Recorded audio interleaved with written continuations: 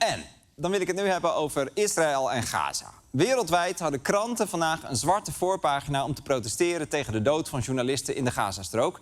Ook in Nederland, hier, NRC, helemaal zwart. Volkskrant staat vol met foto's van vermoorde journalisten. Algemeen Dagblad dan, wat deden die? Even kijken. De koning die knuffelt met Max Verstappen. Hé, wat geinig, mijn vrouw heet ook Max, gaat ook steeds slechter rijden en die betaalt ook geen belasting. Lachen, lachen. Blijf strijden, Algemeen Dagblad. En er was vandaag ook nog een andere actie om aandacht te vragen voor Gaza tijdens het luchtalarm. Onder de hashtag Wij werken hier niet aan mee is opgeroepen om vandaag rode kleding te dragen en gedurende 5 minuten het werk neer te leggen en naar buiten te gaan. Ja, veel mensen stopten om 12 uur even met werken, zoals Erik ten Hag. Hier, kijk, precies om 12 uur legde hij het werk neer bij Bayer Leverkusen. Voor altijd, maar toch sympathiek. Zelf heb ik ook even mijn werk neergelegd. Beetje kut alleen, ik stond net te strijken. Dat was wel echt, ja, zonde, maar goed. En ook de politiek is bezig met de vraag: moeten er meer sancties komen tegen Israël? Veel EU-landen zijn er druk mee, maar op een EU-top in Kopenhagen dit weekend bleek dat er voorlopig geen Europese sancties komen. En intussen heeft die sanctievraag in Den Haag tot een krankzinnige situatie geleid. Vorige week is vanwege Israël en Gaza heel NSC uit de regering gestapt, terwijl het kabinet was al gevallen, hè? Kijk, dit was ooit ons kabinet. Toen ging de PVV eruit, had je dit. Maar nu is ook nog NSC weg, waardoor alleen nog VVD en BBB over zijn. Als die ook nog ruzie krijgen, hè? Caroline laat een boer, die klinkt als een liedje van Douwe Bob. Jesse Gus hoort dat, paar boze tweets en bam! Dick Schoof staat helemaal alleen met de koning. En hoe lang blijft dat goed gaan? Want ik las ook nog dit. Koning trekt regie naar zich toe, Schoof naar paleis om te praten over complexe situatie. Kijk nou uit, Dick. Die oranjes ruiken de macht weer. Voor je het weet is Amalia minister van Handel en sta jij de paleistuin te harken. Maar goed, zover is het dus nog niet. Dus laten we even kijken. Wat is er precies gebeurd? Demissionair minister Veldkamp van Buitenlandse Zaken die wilde graag concrete maatregelen nemen tegen Israël. Maar de VVD en de BBB wilden dat niet, dus toen is hij opgestapt. Nou, heeft hij flink veel kritiek op gekregen, maar er was gelukkig ook lof. Hamas noemt het opstappen van NSC uit het kabinet een moedig besluit. De militante beweging complimenteert Veldkamp en de andere NSC-bewindslieden. Ja, complimenten van Hamas.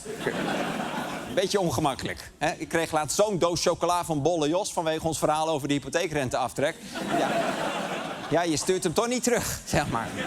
Maar wat wilde Veldkamp dan precies doen tegen Israël? En waarom vond de rest van het kabinet dat niet goed? Nou, Veldkamp wilde in elk geval een boycott op producten uit illegale nederzettingen. En dat gaat dan bijvoorbeeld om wijn.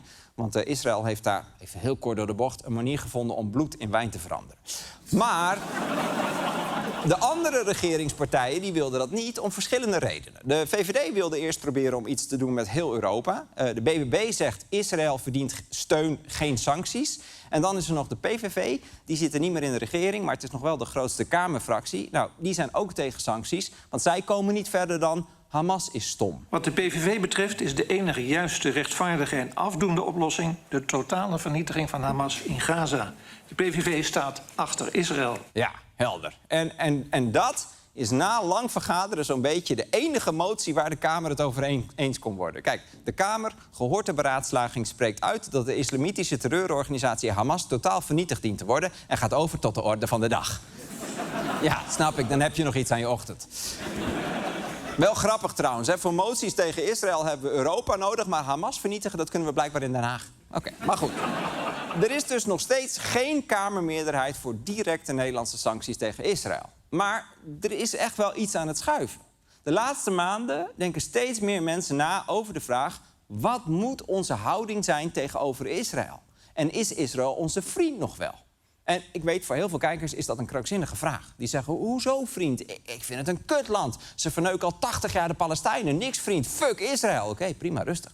Maar het land Nederland is al heel lang een vriend van het land Israël. En voor heel veel andere mensen die nu zitten te kijken, voelt dat ook zo. Die voelen zich verbonden met Israël. Het is een democratie, net als wij. Ze zijn LHBTI-vriendelijk, net als België. We stemmen op elkaar met het Songfestival. Na de watersnoodramp van 1953 hebben ze ons olijven en sinaasappels gestuurd. Hebben toen de Deltawerken van gebouwd, denk ik. Ik weet niet. we gingen ook bij elkaar op bezoek. Kijk, wij gingen daarheen en zij kwamen hier. Hartstikke gezellig. Wie called is een kopstootje. Amsterdam was ook lange tijd de enige plek in West-Europa... waar de Israëlische luchtvaartmaatschappij El Al opvloog. Al namen ze op Amsterdam vliegen soms iets te letterlijk. Dus het zijn niet alleen maar leuke herinneringen. Maar dat Israël in principe onze vriend is... dat staat voor een groot deel van Nederland al heel lang vast. Ook voor mij. Ik bedoel, het is niet dat ik een erectie krijg als ik de Israëlische vlag hoor wapperen. Ik bedoel, ik ben geen Kees van der Staaij, maar toch... Israël voelde nooit als de slechterik. En ook nu met de Gaza-oorlog, 7 oktober, was verschrikkelijk. Natuurlijk moeten ze zich verdedigen. En ik sta ook helemaal achter het verslaan van Hamas... en het bevrijden van de gijzelaars. Tuurlijk. Maar er is wel echt iets veranderd. Want is Netanyahu in Gaza op dit moment nog wel bezig om die doelen te bereiken? En als dat niet zo is, als al die ellende niks meer oplevert... wat steunen we dan eigenlijk nog? Wordt het dan niet tijd voor een update van ons standpunt? Nou, laten we eens kijken hoe het er nu voor staat. Met het bevrijden van de gijzelaars bijvoorbeeld. Daarvan zijn er nog 20 in leven waarschijnlijk. En Hamas is bereid om de helft vrij te laten als er een staakt het vuren komt. Netanyahu wil pas stoppen met vechten als ze eerst allemaal vrij worden gelaten... en als Hamas al zijn wapens inlevert. Maar dat wil Hamas dan weer niet. Dus er lijkt geen enkele kans op een deal. En ik denk dan wel, Israël, kom op...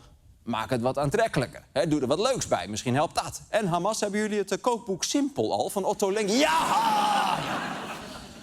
Tot nu toe zijn verreweg de meeste gijzelaars vrijgekomen tijdens een staakt het vuren. Maar Netanyahu wil dat niet meer. Hij zegt dat het terughalen van de gijzelaars niet het belangrijkste doel van de oorlog is. Conclusie, wat Israël nu doet is niet in het belang van de gijzelaars. Nou, dan het andere doel, Hamas verslaan. Dat blijkt extreem lastig te zijn, want Hamas schiet expres raketten af vanuit woonwijken... waardoor je niet kunt terugschieten zonder burgers te raken. En Israël heeft inmiddels al heel veel Hamas-strijders uitgeschakeld... maar het punt is, die worden gewoon weer vervangen. Het is een beetje als ministers in het kabinet Schoof. Je kan er wel een paar weghalen, maar ze zetten gewoon weer nieuwe mensen op die plekken neer. En de kans dat je ze nu, na 2 jaar, alsnog allemaal gaat vinden... en oppakken of doodschieten in die tunnels en tussen de burgers... die is natuurlijk 0. Zelfs Israëls eigen legerchef heeft nu al gezegd... Netanyahu, stop hiermee, dit heeft geen zin meer. Dus de opbrengst van de oorlog is inmiddels super laag geworden. Nou, laten we nu eens kijken naar de prijs van de oorlog. De hongercrisis in Gaza heeft een nieuw niveau van wanhoop bereikt. Niet alleen de Palestijnen zelf, maar ook de mensen die hen proberen te helpen... vallen letterlijk om tijdens hun werk. Een derde van de Gazanen eet meerdere dagen op een rij niet. Ook vrouwen en kinderen. Ja, UNICEF noemt Gaza inmiddels een hel op aarde. En die zijn overal geweest, hè? Rwanda, Srebrenica, bij Steven Kazan thuis... na de logeerpartij van Vieze Jack. Dus zij weten waar ze het over hebben. De Verenigde Naties spreken inmiddels ook niet meer van schaarste... maar van een officiële hongersnood. Dus die honger die kun je niet meer ontkennen. Maar dan is de volgende vraag, wiens schuld is het? Volgens 100 hulporganisaties is het de schuld van Israël... maar Netanyahu denkt daar anders over. Israel is starving Palestinian children. What lies? I mean, we brought in 2 million tons of food into Gaza since the beginning of the war. That's 1 ton of food per every man, woman and child. Ja, Netanyahu zegt, wij sturen genoeg eten. En 2 miljoen ton klinkt als superveel, maar is dat echt genoeg om Gaza te voeden? Nou, even kijken. Israël houdt dat heel nauwkeurig bij. Dit is hun officiële website. 2 miljoen ton inderdaad. Maar toen we even goed gingen kijken, zagen we... niet alles is voedsel. 20% bestaat uit tentstokken, tandpasta, tampons... Ritalin voor Gazanen met tentamens. Allemaal heel nuttig. Maar het staat niet in de schijf van 5. Dus wat Netanyahu zegt, klopt dan niet. En als je dat eraf trekt en je rekent het uit... dan kom je op 1,1 kilo voedsel per persoon per dag. Nou, dat is volgens de gezondheidsorganisaties echt het absolute minimum. Dus ja, als er niks bederft en alles wordt perfect verdeeld... dan komt er volgens de Israëlische cijfers echt net genoeg binnen om niet te verhongeren.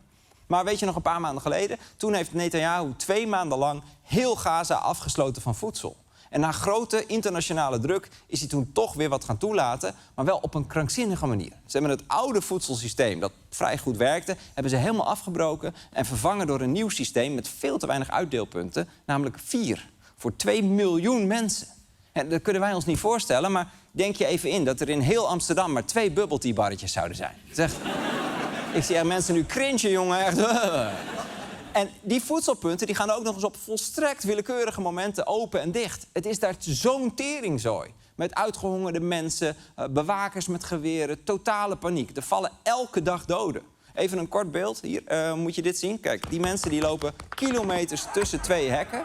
Er wordt geschoten en de mensen die al eten hebben... die moeten langs dezelfde weg terug door de massa heen. Dat is echt crazy.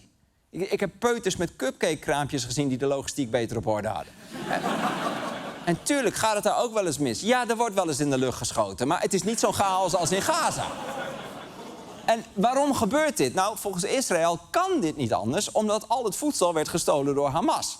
Hebben ze nooit bewijs voor geleverd trouwens. Maar zelfs als het klopt, als Hamas inderdaad heel veel eten stal... dan nog kiest Israël er bewust voor om te weinig voedsel naar binnen te laten. En het ook nog eens niet goed te verdelen. Dus ja, de honger in Gaza is echt... En wat Israël ook zegt over Hamas en foute hulporganisaties... Israël laat te weinig eten binnen, waardoor de kinderen verhongeren. De prijs is zo hoog. En er is niet alleen hongersnood, ook 70% van de gebouwen is vernietigd. Hier, moet je kijken. Dit is het beeld van maart dit jaar. Dit is 3 maanden later. Ook hier in de buurt van Khan Yunis zien we hetzelfde gebeuren. Dit is het beeld 3 maanden nadat de Palestijnen er gedwongen moesten vertrekken. En gaan we naar het zuiden, zien we dat er van de stad Rafah niets meer over is. Holy shit. Oh ja, Rafah. Dat is die stad waar premier Rutte toen van zei... Don't do it, Netanyahu. Als je daar met 1 vinger aankomt, dan zwaait er wat. Nou, die is nu gewoon helemaal weg. En Rafah ook, helemaal weg. En dan denk je misschien nog... oké, ze moeten die terroristen vinden, daarom doen ze dit. Ik heb ook wel eens tijdens verstoppertje spelen... een schuurtje opgeblazen. Sorry nog, mevrouw Van Vliet. Maar... dit zei Netanyahu in mei tegen het parlement. We verwoesten steeds meer huizen. De Gazanen hebben nergens om naar terug te keren. De enige te verwachten uitkomst is dat ze de Gazastrook willen verlaten. Ja, hij wil de Palestijnen daar weg hebben. En dan hebben we nog niet eens gehad over het dodental. Dat ligt nu al boven de 60.000. Althans, volgens de cijfers van Hamas. En dan is natuurlijk weer de vraag... moeten we die wel geloven? Nou, SGP-Kamerlid Diederik van Dijk denkt van niet. Veel informatie die tot ons komt, wordt linksom of rechtsom gevoed door terreurbeweging Hamas. En veel media laten zich lenen als megafoon voor de Hamas-propaganda. Ja, veel media zijn volgens hem een megafoon voor Hamas-propaganda. Dat is een vrij extreme beschuldiging, maar ik snap wel opeens wat dit op mijn deurmat deed. De zionistische leugen... Oh, jezus, hij doet dat gewoon echt. Oké. Maar goed, Diederik van Dijk heeft wel een punt. Waarom zouden we Hamas vertrouwen? Ik bedoel, als het CBS af en toe een paar honderd mensen neerknalt op Down the Rabbit Hole... dan word ik ook iets sceptischer over een werkloosheidscijfer. Maar het gekke is, die cijfers van Hamas die zijn waarschijnlijk best betrouwbaar. In vorige oorlogen kwamen hun cijfers altijd ongeveer overeen... met die van Israël en de Verenigde Naties. En ook in deze oorlog lijkt Hamas het best zorgvuldig bij te houden. Ze hebben een lijst waarop de namen staan van alle doden... met ID-nummers, leeftijd en geslacht. En mensen die doodgaan aan andere dingen dan bommen en kogels... die worden niet op die lijst gezet. Dat is een heel gek idee, maar er gaan in Gaza ook nog steeds mensen dood... doordat ze van het keukentrapje lazeren. Maar ook mensen die verhongeren of die met een acute blinde darmontsteking... die niet naar het ziekenhuis kunnen, die staan daar niet op. En daarom zijn de echte cijfers volgens onafhankelijke onderzoeken... waarschijnlijk zelfs hoger dan Hamas zegt. En het blijft krankzinnig om Hamas te vertrouwen, op welk vlak dan ook. Maar zelfs Israël heeft nooit de namen betwist die op de lijst staan. Sterker nog, zelfs de Israëlische veiligheidsdiensten vertrouwen op die cijfers. En dat er geen andere cijfers zijn, dat komt doordat Israël geen journalist het gebied inlaat. Dat is ook weer iets wat slecht past bij het beeld van een beschaafd liberaal landje... dat probeert om een nette oorlog te voeren. Vooral niet als je ziet hoe vaak de journalisten die wel in Gaza zijn... door Israël worden doodgeschoten. En natuurlijk, het is ook ingewikkeld, want journalisten verstoppen zich vaak tussen de burgerbevolking. Maar toch, vorige week nog, die krankzinnige actie... waarbij Israël een raket afvuurde op het balkon van een ziekenhuis... waar vaak journalisten stonden. Daar kwamen toen allemaal journalisten op af... en toen hebben ze er nog 2 raketten op geschoten. En wat was het verweer van Israël? Nou, er was in de omgeving van het ziekenhuis een camera gespot. Oké? Nee, maar dat was niet het hele verhaal. Kijk, ze dachten dat het een camera van Hamas was. En daarvoor schieten ze dus 3 raketten af op een ziekenhuis. Dat is alsof je een tv-studio bombardeert... omdat iemand een Hamas-megafoon onder zijn bureautje heeft liggen.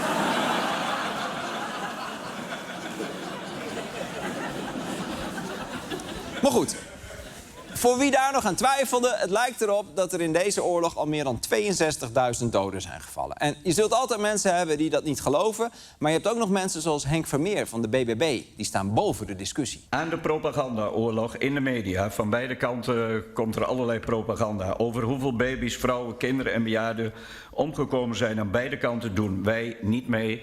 Elk slachtoffer is er simpelweg 1 te veel. Punt. Einde citaat. Einde citaat? En dan denk je, wie citeert hij hier dan? Is het Nelson Mandela of Napoleon? Nee, Henk Vermeer citeert hier Henk Vermeer. Aan de propagandaoorlog in de media over hoeveel baby's, vrouwen, kinderen en bejaarden omgekomen zijn aan beide kanten proberen wij niet mee te doen. Elk slachtoffer is er simpelweg 1 te veel. Einde citaat. Henk Vermeer zei dat ooit. Oké, de BBB doet niet mee aan al dat gezeur over het aantal onschuldige slachtoffers, maar ik vind het toch wel relevant. Hoeveel van die doden waren Hamas-strijders? Nou, volgens een woordvoerder van Israël best veel. Out of that Hamas number that you just gave, more than 14,000 are terrorists that we took out. There's more than 25,000 Hamas and Islamic Jihad terrorists taken off the back. How many civilians do you believe you've killed?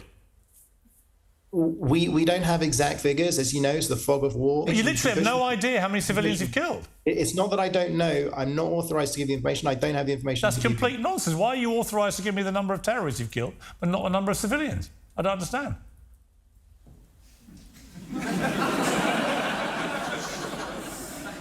Can you explain? Piers, we will go after Hamas. Ja, daar kwam hij niet helemaal uit. Terwijl hij had echt prima kunnen zeggen, sorry Piers, ik ga net een tunnel in. Maar goed, Israël wil dus niks zeggen over het aantal burgerslachtoffers. En dat botst ook weer met het beeld dat ik heel lang had van het Israëlische leger, dat extreem precies te werk gaat, dat de burgers met appjes en belletjes waarschuwt voordat ze een bom op hun huis gooien. Ik geloof best dat ze dat soms doen, maar het lijkt in elk geval niet heel erg goed te werken. En nogmaals, het is lastig. Ik weet ook niet hoe je Hamas pakt zonder burgers te raken, maar Israël dus blijkbaar ook niet. Oké, we weten nu 2 dingen. 1, doorvechten in Gaza levert heel weinig op. En 2, de prijs voor de Palestijnse bevolking is gigantisch. En trouwens tussendoor, de prijs voor Israël is ook steeds hoger. Het aantal zelfmoorden onder militairen is enorm gestegen. De kosten van de oorlog zijn gigantisch. En bijna alle landen ter wereld keren zich tegen Israël. Sterker nog, Israël keert zich tegen Israël. Hier, vorige week nog 350.000 Israëliërs de straat op om te zeggen stop hiermee. Dus de vraag is nu, waarom gaat Netanyahu dan toch door? Nou, dat zou ik hem graag willen vragen, maar hij wil niet in deze show komen. Ja, stom hè? Hij is nog steeds boos dat we weg zijn bij de VPRO. Ja. Hij liet zich vorige maand trouwens wel interviewen door 2 pubers in een pak. This is fucking nuts. This is so crazy. We are so not qualified to do this. Here we have the Prime Minister of Israel, Benjamin Netanyahu. He's about to walk into the podcast right now. To me, this is crazy. Like, I'll sit down with any world leader in the world. I agree. I mean, my dream guest is Kim Jong-un. What the fuck? Dit is het raarste interview sinds Radko Mladic bij Geuzen en Gorgels. Maar goed, oké. Nou, waar ging het zo al over? What's your go-to at McDonald's? No, I'll tell you Burger King. We did the double, Whopper. You like Burger King over McDonald's? That's your worst take, I think. Is dat zijn slechtste standpunt? De Burger King? Ik vind zijn standpunt over de burgerbevolking toch ook wel vrij kut eigenlijk. Maar what the fuck? Terwijl de hele wereld schreeuwt, Netanyahu, stop die oorlog, geeft hij interviews over hamburgers. En als hij wel over de oorlog praat, dan zegt hij eigenlijk ook maar 1 ding, namelijk dat hij Hamas wil verslaan. En dat blijft hij zeggen. En ja, Hamas verslaan zou geweldig zijn, maar het lukt dus niet. En de vraag is dus ook steeds meer of Hamas verslaan nog wel het echte doel is. Want Israël sloopt dus hele dorpen en steden. En we zagen al dat Netanyahu het prima zou vinden als alle Gazanen vertrekken. Maar een aantal van zijn ministers praat gewoon openlijk over etnische zuivering. Bijvoorbeeld Smotrich van Financiën, die zegt gewoon, we gaan alle Palestijnen uit Gaza verjagen. En dan denk je, oké, elke regering heeft wel 1 extremist. Dat hou je altijd natuurlijk. Maar Israël heeft nog een minister die minstens net zo gestoord is. Ben-Gvir. Die wil het liefst alle Palestijnse gebieden inlijven bij Israël. Goed, van een deel van de regering weten we dus zeker dat Hamas verslaan niet het hoofddoel is. Zij willen gewoon de hele Gazastrook etnisch zuiveren. En je hoort altijd, Netanyahu kan niet zonder ze, want dan valt zijn kabinet. Dat was altijd het verhaal. Hij is zelf veel gematigder, maar hij zit nu helemaal opgescheept met die 2 gekken. Maar vorige maand gebeurde er iets interessants. Toen hebben andere partijen tegen Netanyahu gezegd... als jij een deal met Hamas accepteert, dan gaan wij jouw regering steunen. 2 centrumrechtse partijen hebben al gezegd... van als je toch voor die deal gaat, gaan wij je wel steunen. En één van die partijen is zelfs bereid om toe te treden... tot de Israëlische regering met 8 zetels. En dat betekent nu dat het echt aankomt op wat Netanyahu zelf wil. Ja, dus Netanyahu had de keus. Hij kon een staakt het vuren tekenen, een deel van de gijzelaars redden... en verder regeren zonder die 2 extremisten. Of hij kon gewoon keihard doorgaan met de oorlog. Nou, wat deed hij? Hij viel Gaza-stad binnen. Tegen de adviezen van zijn eigen legerleiding... en tegen de wens van de meeste Israëliërs. En dus niet omdat hij gedwongen werd, maar omdat hij dat wilde. Dus het is niet dat hij worstelt met extremisten. Nee, Netanyahu is zelf een extremist. En de gevolgen daarvan zijn ook goed te zien aan de andere kant van Israël... de westelijke Jordaanoever. Daar is het aantal illegale nederzettingen sinds de oorlog gigantisch toegenomen. En het krijgt wat minder aandacht dan Gaza... Op zich logisch, ik bedoel, de Jolante-docu krijgt ook wat minder aandacht... sinds de roelvinkjes weer op tv zijn. Maar het is natuurlijk allebei verschrikkelijk. Net als die nederzettingen dus. Brahim's family have farmed olives here for generations. This week, he said, his trees were hacked to pieces by settlers who've set up camp on a nearby hill. As we stood there, masked settlers carrying sticks charged down the hill and across the field towards us. We watched them break into buildings, methodically setting fire to vehicles and homes. Locals say this is happening almost every day now, and these are the tactics settlers are using to take the land, field by field. Dit is zo heftig en het neemt dus alleen maar toe. Het aantal doden door geweld op de westelijke Jordaanoever stijgt gigantisch. En dit gaat dus over extremisten, maar die worden tegenwoordig volledig gesteund door het Israëlische leger. En door de regering dus. Die 2 ministers zijn zelf kolonisten. En die Smotrich heeft het voor elkaar gekregen dat een heel omstreden stukje westelijke Jordaanoever wordt gekoloniseerd met als doel om een Palestijnse staat voorgoed onmogelijk te maken. En misschien denk je, we hadden het toch over Gaza? Klopt, maar wat Israël op de westelijke Jordaanoever doet, zegt ook iets over hun plannen met Gaza. Want op de westelijke Jordaanoever is er geen Hamas. Geen raketten, geen zelfverdediging na 7 oktober. Dus de redenen waarom je in Gaza nog kan zeggen... oké, het is bloedig, maar ik snap wat Israël probeert... die gelden niet op de westelijke Jordaanoever. En wat doet Israël daar? Ook Palestijnen wegjagen. Ook Palestijnen doodschieten en ook Palestijnse huizen slopen. Dus ja, kun je de Gaza-oorlog nog goed praten als zelfverdediging... terwijl Israël op de westelijke Jordaanoever precies hetzelfde doet? Ik denk eigenlijk van niet. Dat hele idee van... Israël bedoelt het goed, ze willen gewoon Hamas pakken... dat is gewoon niet meer vol te houden.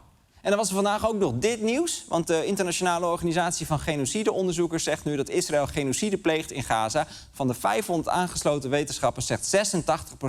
dat wat Israël in Gaza aanricht... aan de wettelijke definitie van genocide voldoet. 86%. Die andere 14% hebben ze vermoord. Want zo zijn ze ook, hè, die genocideknappers. En ik denk nog steeds dat het land Israël onze vriend kan zijn. Netanyahu spreekt zeker niet namens iedereen daar... maar als een vriend zijn buren vermoordt... moet je misschien zeggen... gast, joh, wat ben jij nou mee bezig? Misschien wel juist tegen een vriend. Nou, in Den Haag groeit dat besef inmiddels ook. Nederland levert al geen aanvalswapens meer aan Israël... en GroenLinks-PvdA wil zelfs een boycott op onderdelen voor de Iron Dome... waarmee Israël zijn eigen bevolking beschermt tegen raketten. Veel mensen vinden dat absoluut niet kunnen... al was het alleen maar omdat Nederland geen onderdelen levert voor de Iron Dome. Maar goed.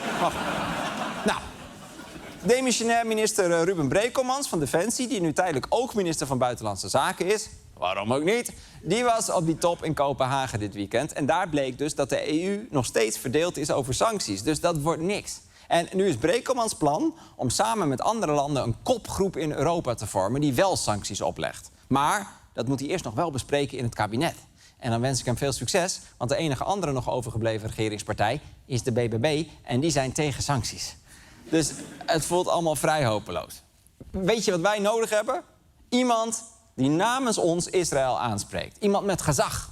Iemand die boven de partij staat. Nou, we hebben natuurlijk Dick Schoof. Dus dat gaat niet werken. Nou, wie hebben we er nog over? Even puur symbolisch, hè? Wie hebben we nog? Ja, wie zou er nou over? Ah, nee, hè. Oh, nee. Ja hoor, daar is hij al. Oh. Was ik al bang voor. Koning Willem-Alexander. Nou ja, de nood is wel hoog natuurlijk. En hij wil op zich wel wat meer de regie nemen, dus waarom ook niet? En het is een flinke klus, dus ik vind ook... daar mag wat mij betreft best wat tegenover staan. Dus, majesteit, als u nou in een vlammende toespraak... de regering van Israël laat weten dat ze veel te ver gaan... dan beloof ik dat ik de rest van het jaar... geen grappen zal maken over het Koningshuis. We moeten allemaal offers brengen. Het moet gewoon. Dat doe ik gewoon. Ik zal stoppen met uw vrouw nadoen met een dom stemmetje. Echt waar? Ja, echt waar, ja. Maar gaat dat nu alleen dan? Nee, alleen als uw man zich uitspreekt. Hé, gadverdamme. Ik zal deze niet meer laten zien. Regret and apologies. Ga ik niet meer laten zien, hè? De rest van het jaar laat ik deze niet meer zien. Apologies. Moet je nagaan. Hier, deze, hè, deze. Apologies. Laat ik gewoon niet meer zien. Majesteit, stelt u zich het voor. U kunt tijdens het jagen per ongeluk een hele diersoort uitroeien. Mij hoort u er niet over. U kunt na een hockeyfinale tegen 3 speelsters aan twerken. Ik kijk de andere kant uit. U kunt op Koningsdag stom dronken uit die koet lazeren... en schreeuwen dat Dokkum geen kut aan is. Van mij geen onvertogen woord. Ik ga dat nooit volhouden, maar oké, maar goed. Tot die tijd veroorzaakt onze vriend Israël een humanitaire ramp in Gaza... en is ons eigen kabinet te vleugellam om daar iets van te zeggen. Nou, zoals een wijs man ooit zei, einde citaat. Dit was Lubach, ik was Arjen, we zien elkaar morgen!